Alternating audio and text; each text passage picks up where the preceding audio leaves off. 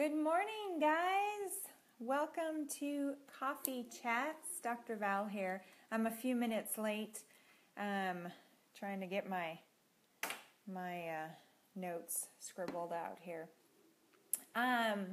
Welcome to Coffee Chats.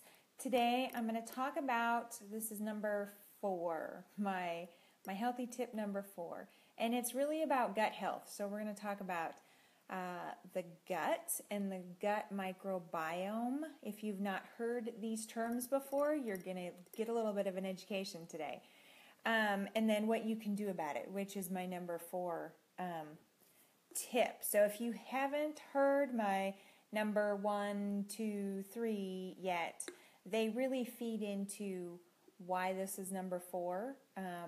They feed into this idea of the gut microbiome. So, first of all, a microbiome, a biome is a term that that your kids today may know better than you if they play Minecraft. I have a 9, almost 10-year-old son, and so Minecraft is vocabulary that we all know, and he's always talking about this biome and that biome, and I was like, huh, interesting. The biome is the terrain. It's an environment. So microbiome is the environment that your microbes, your bacteria that you are covered in, bathed in, that are living on you, that they are living in. So the term gut microbiome is referring to the environment on the lining of your gut where all of the microbes are living. So you have microbes all over on your skin. I mean, there is no square inch of you that does not have microbes on it. And it looks very different. Your skin biome is very different from your mouth biome because one is dry and one is moist. So it's totally different environments made up of completely different bacteria. The gut microbiome is absolutely key in regulating a ton of things that have to affect your health. And this is something that this term I first heard when I was in med school, but let me tell you, the last 10 years, not in conventional medicine, but over the last 10 years, this area has exploded in knowledge in what we're discovering between levels of different kinds of bacteria, what they do, how they talk to each other, what's healthy, what's not healthy. And then when you look at what your gut is, it is a collection point of everything that you put in your body, everything you're eating and drinking. You dump those chemicals or amino acids or fiber or carbohydrates, proteins. You dump all those things in there and you are effectively altering that biome where all of these bugs are living. And so what you eat and what you put in your mouth is directly affecting millions upon millions of bugs in your gut. So why does that matter? That's what I want to tell you a little bit about.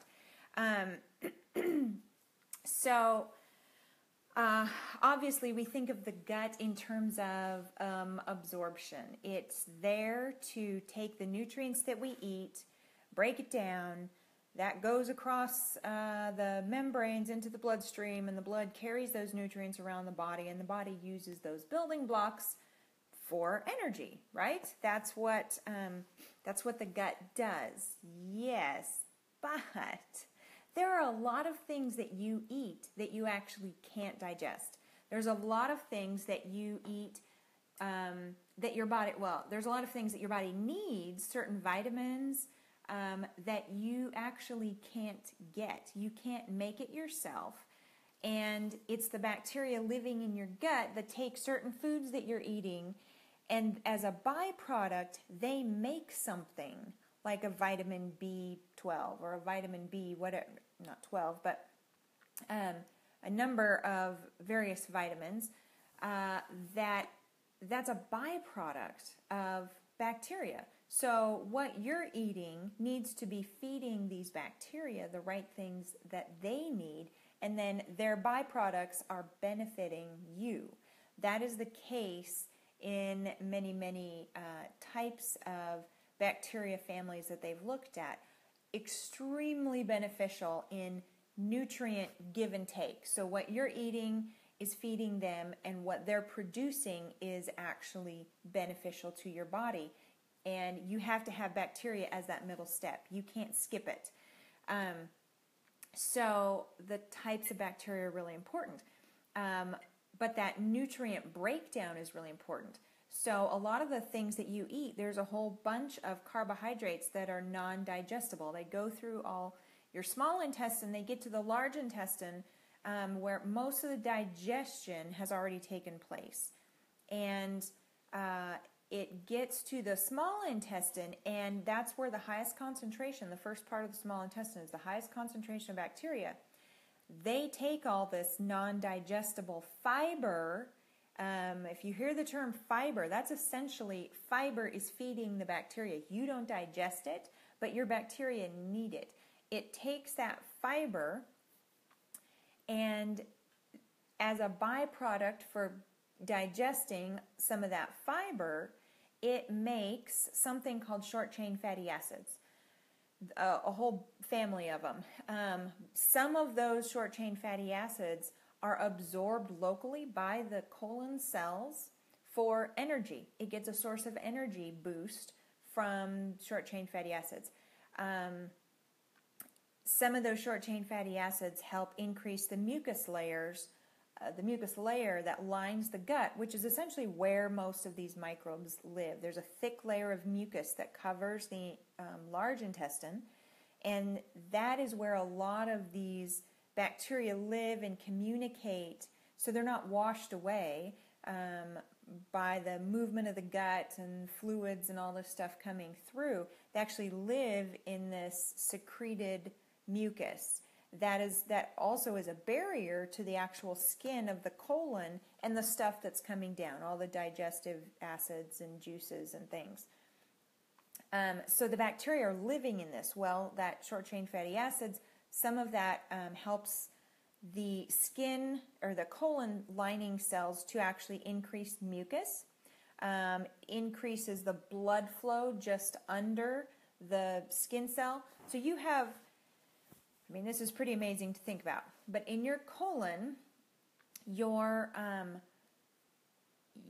barrier between all of the stuff, that fermented food and waste that is now being dumped into the large colon, and all the nutrients coming down that have been broken down through the stomach and the small intestine.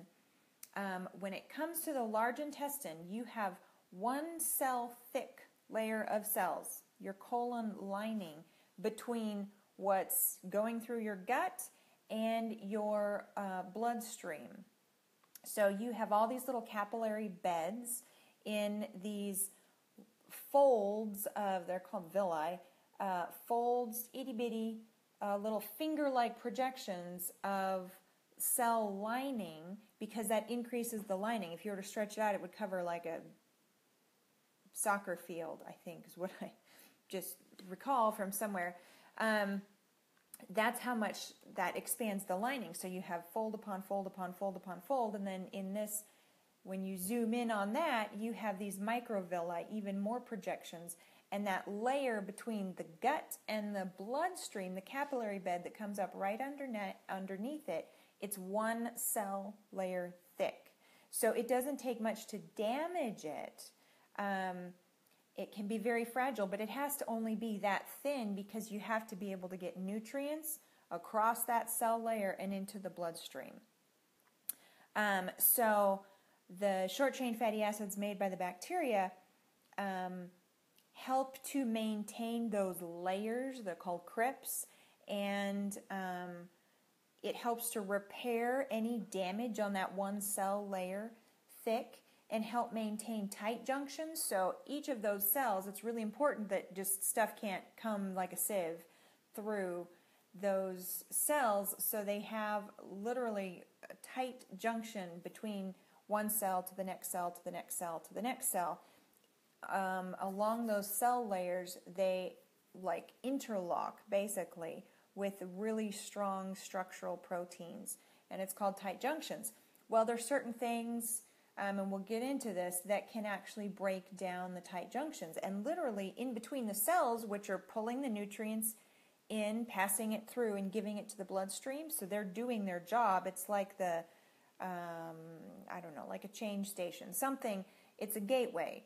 Each of those cells, nothing's supposed to ever go in between the cells. Well, when you kill that tight junction, things are just bypassing the cell. Goes right around, jumps in the bloodstream.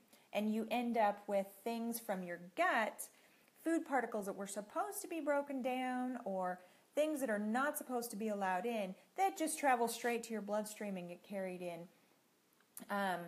And that condition of having broken down tight junctions is called leaky gut. There's a number of things that lead to that. And that is one of the mechanisms for a lot of autoimmune diseases, where you end up with proteins in the body that never should have been there, that are very similar to some of the proteins in certain body tissues. And there's enough similarity that the body is looking at this protein going, wait, that's foreign. And it mistakes this other body tissue over here as, wait, that's foreign. And it generates an immune response against a body's tissue because it had proteins coming in from your diet, bypassing the normal pathway because you lost the tight junction there. All the stuff is just going straight into your bloodstream, and it triggers some autoimmune things, particularly like Hashimoto's thyroiditis. And some other, a number of autoimmune diseases are triggered by this mimicry of cells being where they shouldn't be from the outside, that the body never intended to have in the body, and they're similar enough that the body generates an immune response. It's also having no tight junctions there, or damaged tight junctions, I should say, is ways that you end up with food allergies. So these proteins that came through big chunks of something that perhaps weren't getting digested, or even if they are digested, they weren't allowed through the gateway of the cell to get to the bloodstream, and instead bypassed this over here, and now you've got particles of whole foods rather than individual amino acids running around the body, and the body mounts an immune response against strawberries or parsley or pepper, or all these food allergies that we're seeing today is largely because we're seeing more and more destruction of the tight junctions, and there's a reason for that as well. At least this is the prevailing theory. But those bacteria that live on the gut lining are partly responsible to, with the short-chain fatty acids they produce as a byproduct of what you're eating and the fiber in the diet, is that actually helps stimulate all of that repair. So it's really important that you are eating things with fiber. Plant-based fiber is really important. You don't get that from meat. You're getting it from plant-based sources in nuts and vegetables, essentially. You need that fiber along with your food, and fruit too, but there's a lot more in vegetables and seeds. So that's literally giving the bacteria the food they need so they can help repair your body. It's fascinating. Okay, so just the digestion, really important. Important for you to be able to absorb things properly. Okay, I touched on all that. Another thing that the gut does that you may not know is that, excuse me while I have my coffee, is that, and I've read studies that say really anywhere from 70 to 95% of some of the body's neurotransmitters, essentially brain hormones. We're going to call them hormones. They're not actual hormones. But these brain-specific chemicals are made and stored in the gut and not the brain. your gut has more neurotransmitters in it than your brain does. So terms that you might have heard, dopamine, serotonin, my mind just went blank on some others, but those are, we try to mess with those levels. We know that, well, when they're high in the brain, you get things like when this is high or when this is low. We know that depression and anxiety, even other, along with that, other inflammatory markers can be seen in things like schizophrenia. There's a whole class of study, essentially, on things only related to neurotransmitters. And how do we affect them? How do we increase them? How do we decrease them? How do we change those levels? Most medications today, the biggest family of antidepressive medications are called SSRIs, and that stands for selective serotonin reuptake inhibitor. Basically, it's trying to increase the serotonin level that's out there in the brain tissue between a nerve firing over here and this end of the nerve. You have this space, and neurotransmitter is made or is stored in one nerve cell, and when it fires, it releases the serotonin, and then there's enzymes out here that eventually break it down, and when it gets low, it fires it again and releases the serotonin. So the serotonin reuptake inhibitor class of drugs, such as Prozac, Paxil,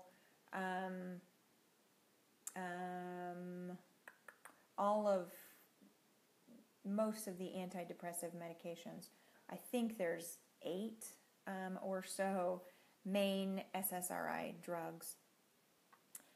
They are all designed to help the body push out serotonin, the nerves in the brain, to push out serotonin and not break it down as fast and not pull that back out of the tissue, to raise levels of serotonin in the brain. Very selective for only the brain.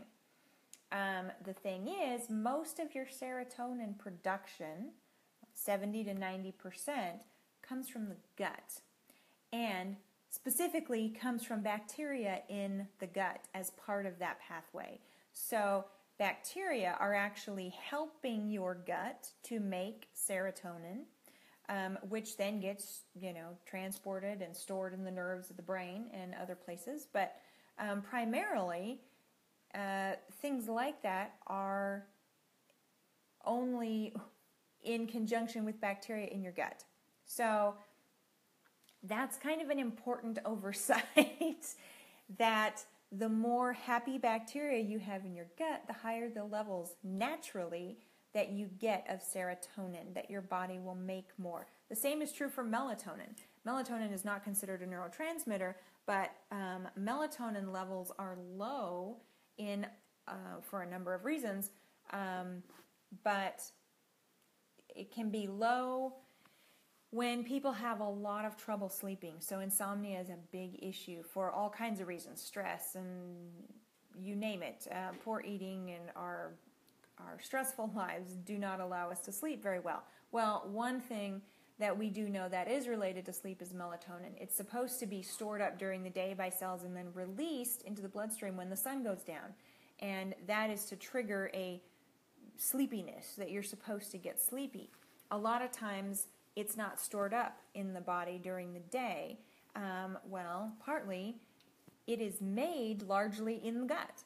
And so when you don't have a good level of good bacteria, that ratio of good bacteria to bad bacteria, you end up with low levels of melatonin that are produced to begin with. So you can sleep better when those gut levels, those balances are happier. So that's a big thing. Also, another thing that's important about the gut to realize in these bacteria is that we have the diversity of the bacteria, the types of bacteria. So how many different families and strains of bacteria you have in your gut in this country is much, much, much lower than in generations of old, or in people who live in second or third world environments. Why is that? Because we have sterilized the living daylights out of everything. I mean, we don't touch anything. We wash our hands. We have antimicrobial soap, antibacterial shampoo,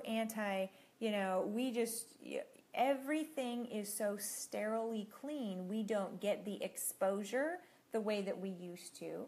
Our fruits and vegetables, produce that you buy in the store has been bleached, sterilized, radiated, you name it. So while there's no bad bacteria, there's also no good bacteria on it from the soil. And our soil conditions are vastly depleted of bacteria from all of the chemicals that are sprayed on it. Well, that was a big source of how we got more bacteria into our gut, was what we were eating. When I grew up, my grandpa had a garden, and we would go out and we would pull up carrots and shake off the dirt and eat them right out of the garden. We didn't sterilize them and bleach them and wash them in whatever. You just ate that. You ate the thing right off of the tree, it's got a little dirt on it, you rub it off and you eat it.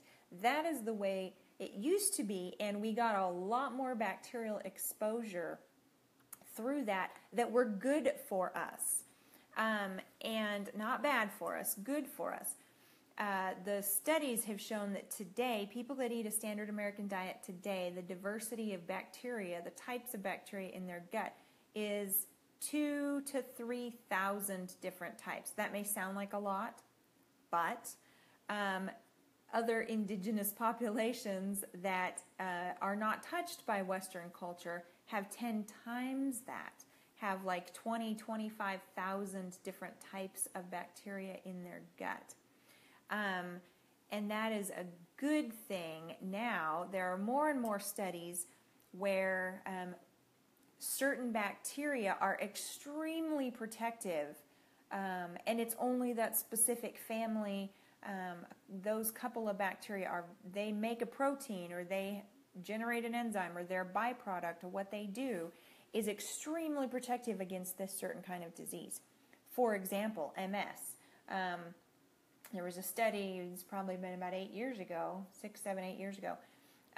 They've found 4 different kinds of bacteria that are very specific, that somehow their byproducts, the protein that they make that your body then uses, is extremely protective against MS specifically. So there's all kinds of these disease microbe relations that is still completely a mystery. There's so much out there that we don't understand yet about that.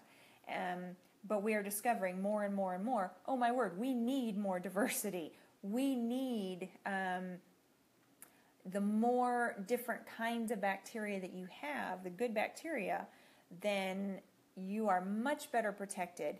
You have better nutrient breakdown of real food, whole food. Your body is better able to utilize that. Whereas if you only have a certain, a few classes of bacteria, you are missing huge benefits. Certain bacteria, since we're still talking about bacteria, have natural antibiotics against other bad bacteria like E. coli and Campylobacter jejuni, and they naturally make antibiotics specific to them. The good bacteria are literally spraying out stuff that keeps the bad bacteria in check. So kombucha, which is a fermented tea, which has a lot of these probiotic good bacteria in it already, and the good yeast, that's one of the things that's found in very high concentration in kombucha, is this natural antibiotic against like 3 specific bugs, and that's because of the bugs that are in there. They're the ones who are fermenting this and taking these byproducts, and voila, you end up with a natural antibiotic. That is what nature intended, to keep those bugs in check. So the immune system is the last that we talk about, the nervous system, the immune system. 95% of your immune system in your body, the the things that are sensing for like little fortresses are lymph nodes, little fortresses of lookout, of I'm watching everything that's going by. Do I see anything that's foreign? Lymph nodes are essentially your little fortresses of your body's lookout system for foreign invaders. That's why you have a lot of them in your throat, because as you're chewing, it wants a first look at everything you're putting in your mouth. You have a whole bunch of lymph nodes all down here. Well, and we all know this from strep throat. I think we've probably all experienced that at certain times. But 90 to 95% of your immune system, sentinel lookout system, is in the lining of your gut. So I talked about that one cell layer thick in the colon of colon cells, and you've got blood vessels, capillary vessels right here to absorb all the stuff that's flying by. Well, then you have these basically just chains of lymph nodes. It's called Peyer's patches that line, they're right here up against the cell with all the blood going through, because it wants to know, hello, anything foreign coming in. So most of your immune system is lumped right there to monitor the passing of things through there. And consequently, a lot of the markers that the bacteria are producing influence the immune system and how regulated it is, how much IgA, which is one of the first early markers in the immune system of, hey, there's something wrong here. Some of those markers from the bacteria are released, and it increases the level of IgA right there in the Peyer's patches, which means it's kind of like more on alert. It's more hyper alert, I guess, would be the way to describe that. And so when you are missing that, then it kind of dampens the response and the alertness of your immune system in your whole gut. So there is a pretty big connection right there locally to your immune system. It also helps your immune cells to mature faster and not be immature, so they tend to, just like teenagers, tend to make stupid mistakes or be overzealous and just go a little haywire. Your immune system, all of the cells in your body have to mature, literally, before they can fully act the way they're supposed to. And that's one of the things that some of these bacterial chemicals and nutrients and their byproducts affect the immune system. It helps to mature the immune cells. So the immune system is another big thing that is affected by your gut. Those are some of the ways, not all, but those are some of the ways that your gut is related to other things in the body. And I did not even touch on, I'll touch on that in a minute, things that adversely affect your gut. Antibiotics. Okay, we take antibiotics because, we've got an infection. We've got an overgrowth of some really bad bacteria that we're trying to get rid of. Well, antibiotics they have a place and a time, and they're certainly life-saving under a number of circumstances. But antibiotics are not selective. They go in, it's like napalming your gut. They go in and kill everything, the good and the bad. So it wipes, huge areas out in your gut.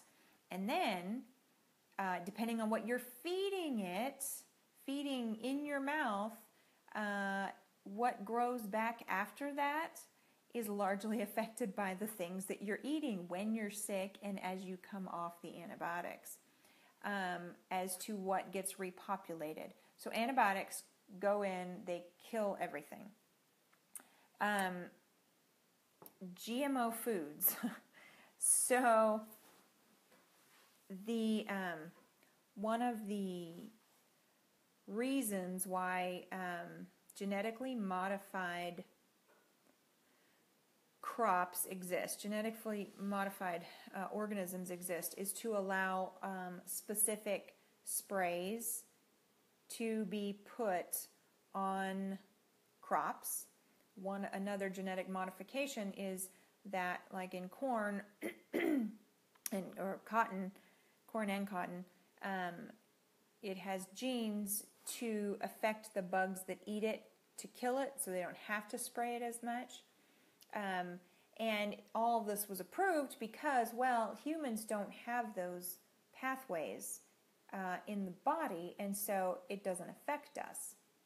Well, bugs do, and bacteria do, microbes. So when you eat these foods that specifically block a certain pathway, that bug or the bacteria is unable to then make a certain amino acid, it dies. Okay, so eating foods, corn, and the biggest ones in this country, 95% of all corn and corn products in this country are genetically modified. Soy products, and there's an increasing list of many, many other produce items now, tomatoes and papayas and apples and just all kinds of things. Not just the pesticides, but the genetically altered produce is on the market now. When you eat that, it selectively goes in and is killing bacteria in your gut. And that is affecting your ability to absorb nutrients and all the things that we've already talked about. So that is why it was approved and allowed in the first place, but yet that's why it is not good for you. And the science has been there long ago. They keep reshuffling the numbers to try to make it look okay. Well, there's nothing directly. Well, when you affect the microbiome, you're affecting a huge amount. You know, you're affecting the body's immune system. You're affecting nutrient. Those are things that don't show up overnight. They show up over years and decades. So this is not, linking those two things together has been elusive, and that's why there's still so much stuff on the market, and I think there probably will continue to be for the next maybe 10 or 15 years before people say, all right, we're done with this. It's overwhelming that this is not good for us. But right now, there's still a lot of information out there that's very hidden on that. But GMO foods and pesticide-sprayed foods that disrupt bug and microbe life cycles is going to affect your gut microbe directly. So that will wipe out a whole bunch of things. Organic, non-GMO, that's not an issue. Another thing is high sugar diets that will disrupt your gut microbe. And the reason that is true is because when you are eating a lot of sugar and wheat, because wheat, essentially today's wheat equals sugar. It has a higher glycemic index than table sugar does. If I've talked about this before too. If you have missed my talk on the book Wheat Belly, or my health tip number 1 was why you should avoid wheat and sugar. Besides the whole nother issue of wheat is contaminated with glyphosate, which is the active ingredient of Roundup, which is a pesticide, which in and of itself pokes holes in your gut. It destroys the tight junctions. That's a whole nother talk, but the wheat, which was studied even before glyphosate was sprayed and introduced onto wheat, because they use it as a drying agent since the 90s. It has been in our food chain, the glyphosate, and it doesn't have to be labeled as a pesticide. that it was sprayed, because it's a drying agent. It kills, it's a desiccant for wheat. It helps it to die faster so they can harvest it and then, process it. So it's sprayed on it to kill it, to let it drop the heads of the wheat so they can go ahead and process it. But it wasn't sprayed on it as a pesticide. It was literally sprayed on it to kill it. And then we eat it. So that's not good. But anyway, wheat, because of its current protein structure, the way it's been hybridized over the years, not even the genetically modified versions, but the way we have changed the hybridization in it, the sugar content, what it does to our blood, is much, much higher than even straight table sugar. So wheat to your blood sugar is pure sugar. Whenever you eat whenever you eat wheat, within 5 minutes of it touching your tongue, your blood sugar will start to go up. When you give your body mostly a very, very, very simple carb, sugar, to break down, then the diversity in your gut goes down because the other bacteria literally die off. You're not feeding them anything with fiber. It needs that. Anything with nutrients to feed on. So when you're giving it a very processed diet, you're killing off a lot of bacteria. But what you're also doing is feeding bad yeast, which is candida. And the candida, which is found here and there, is supposed to be like individual little colonies of candida. When you put a lot of sugar in, well, yeast loves sugar. That is what it eats. That's what it feeds on. And it starts to grow into these much longer chains, and you get candida overgrowth. So that does several things. One, it crowds out a lot of bacteria in the gut when you just get massive amounts of yeast.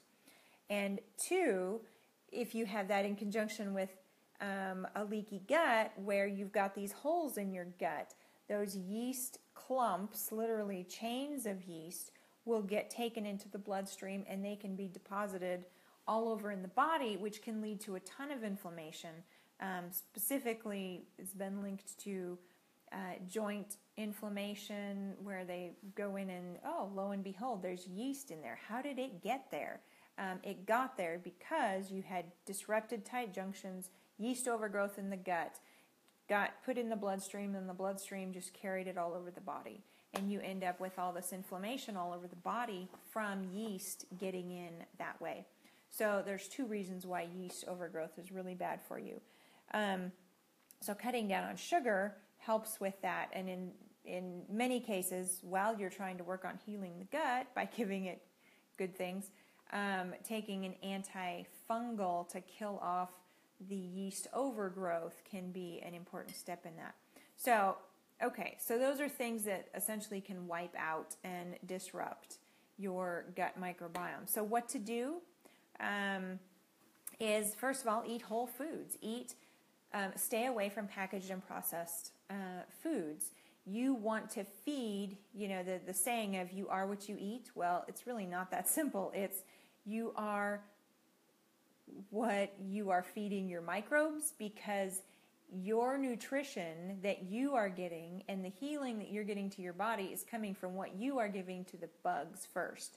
And then they're doing what they're supposed to be doing leads to more benefit for you. So you're not just eating for yourself. So eating whole foods, vegetables, especially vegetables, you need to be eating the fiber, and not just, I'm just going to take a Metamucil or fiber supplement. No, it is supposed to be going along with the nutrients in the vegetable or in that fruit. So vegetables, fruits, nuts, seeds, you need that plant-based diet as a fundamental piece of your diet. Protein, whether or not you are vegetarian or vegan, I think regardless of that, we eat way too much protein in this country. Incredibly, way too much protein. The protein that we do eat all of the cows and the animals are fed not their normal diet. They are fed grain. Most grain, GMO grain goes to the feed companies. So our cows and our chickens and everything is eating this GMO corn and all this stuff, and so they have very unhealthy, inflammatory life, and their meat, consequently, is very high in all these inflammatory markers. So when you're eating meat from animals that are not grass-fed and raised as God intended, out roaming in the pastures, eating their grass, eating their thistles, eating weeds, dandelions, a lot of those weeds out in the fields are very, very, very beneficial and have huge health benefits for the animals or for people. There's a lot of studies on milk thistle and dandelion and all these other different roots that have incredibly high medicinal uses. Well, that's true if the animals are out eating them as well. They're going to have that benefit, and their meat is good. And that's true of the products, the milk, the dairy, the cheese, the yogurts, eggs. All of those animal byproducts then are, when you look at grass-fed and animals, are much healthier for our bodies than what they are today. Today, all of the dairy products, the cheese, the milk, is very inflammatory. High numbers of allergies to them because they are so inflammatory. And there's a reason for that, because we'll look at what the animals themselves are eating today, very unhealthy. So the meat and all animal byproducts, I would say we can do with a lot less, first of all, and look for really, really good sources. So grass-fed, organic, this and that, very, very important. Because if you can't find it from a good source, then go without. If you have good sources of vegetables, fruits, nuts, and seeds, you're pretty good. Your body can do just fine with that, with very little extra supplementation. So stick with that. Take a probiotic. And there are some really good quality. There's some very poor quality probiotics out there. But I would say, first of all, don't take the same probiotic. Because if you take only one kind, you're just giving yourself the same 6 strains. If you're taking that for 6 months, you're just giving yourself, you're not increasing the diversity.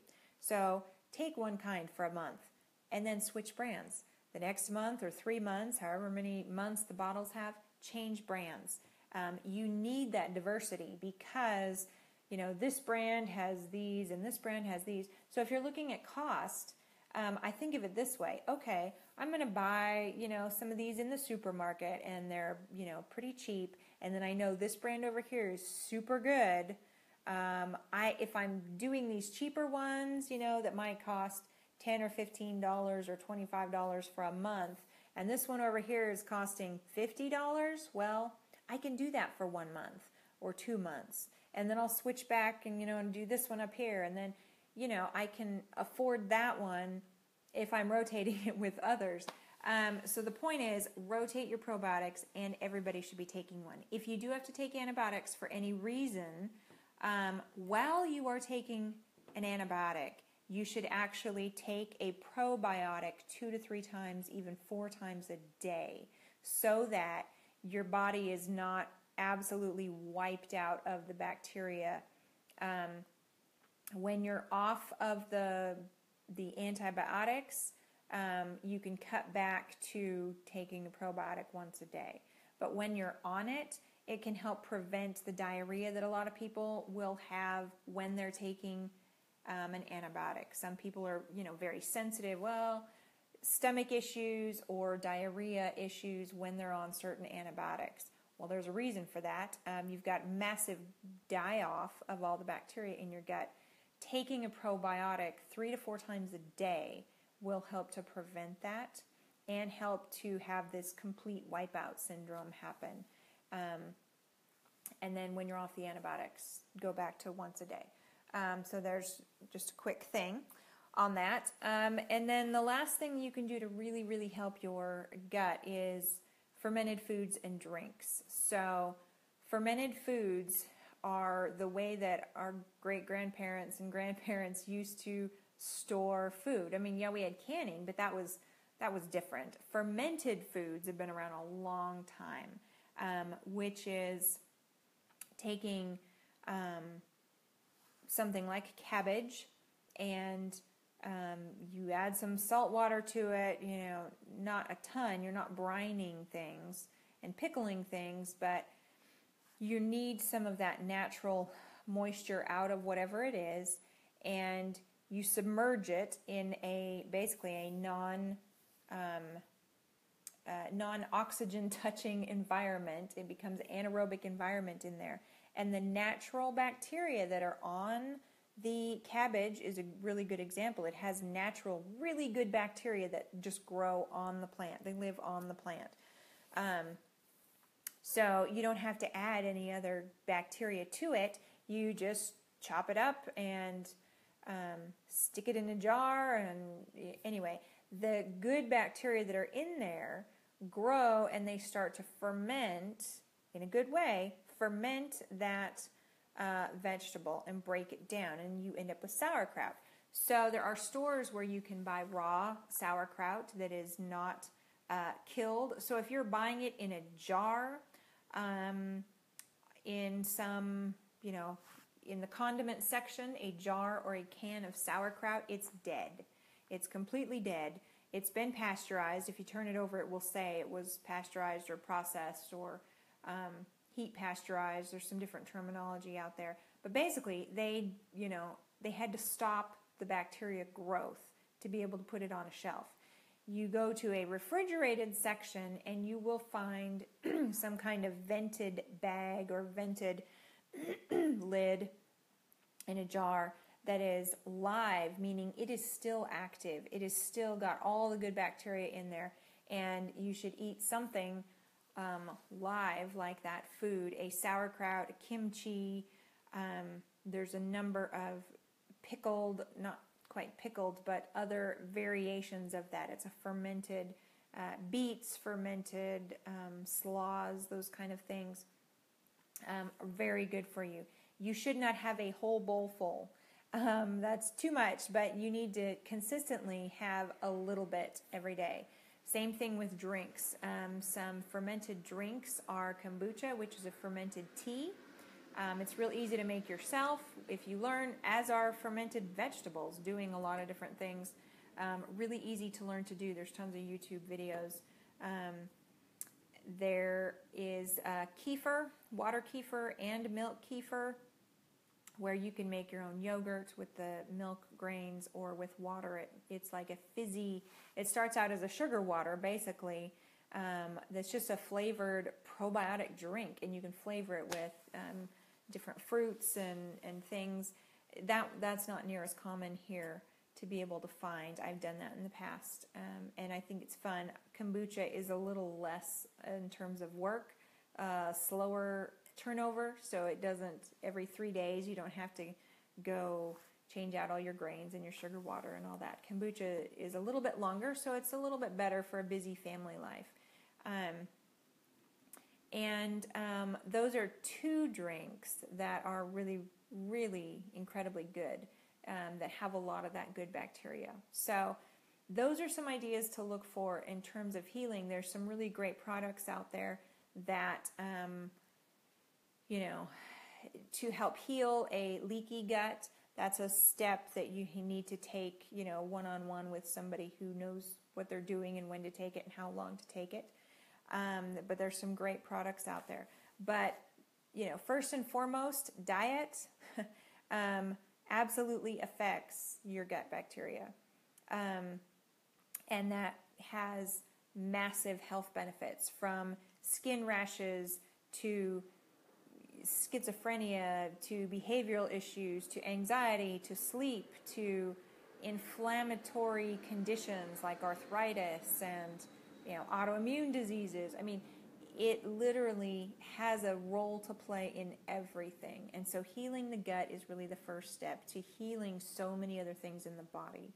And so when you eat, you need to think about, I'm eating not just for you, but for the bacteria. What are you feeding it?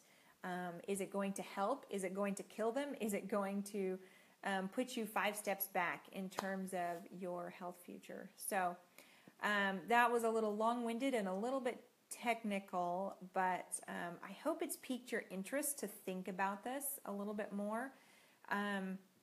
If you have comments or questions, write them below or message me. I'd be happy to try to answer some of those questions. And my big thing is educating people.